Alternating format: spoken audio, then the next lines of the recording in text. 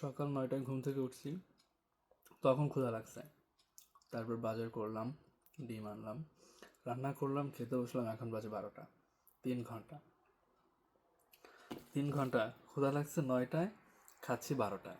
কালকে রাত 6টা 20-এর দিকে খাওয়া দাওয়া হয়েছে।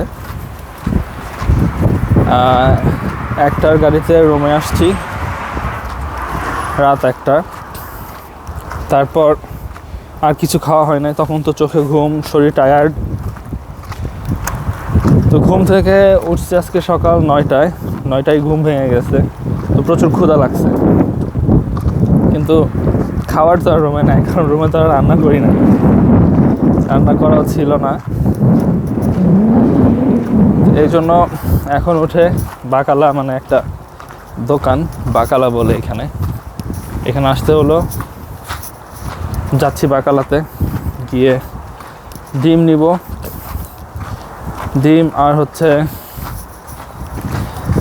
মরিচ অথবা দেখি ধনিয়া পাতা আছে, একটু ডিম আর ডাল আছে, রান্না করব।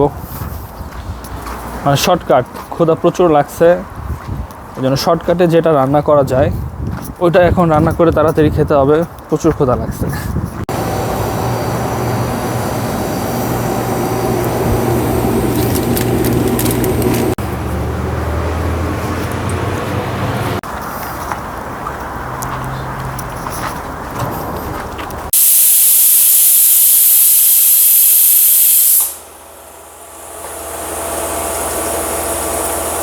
তো এখানে ভাত রান্না হলো, ভাতের মধ্যে 2টা আলু দেওয়া হয়েছিল,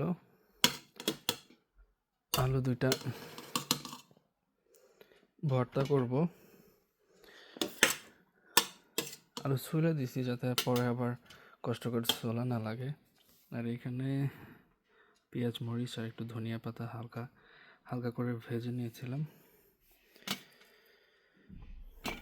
অনেক গরম হচ্ছে সেই ডাল ডিম,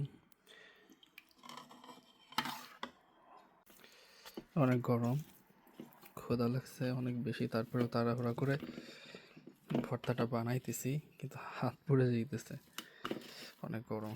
কেবলমাত্র উঠাইছি ভাত থেকে।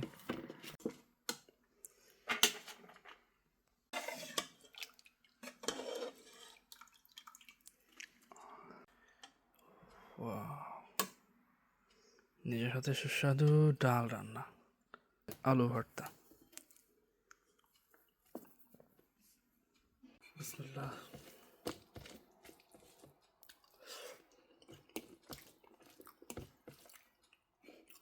আলহামদুলিল্লাহ, খুবই মজা হয়েছে।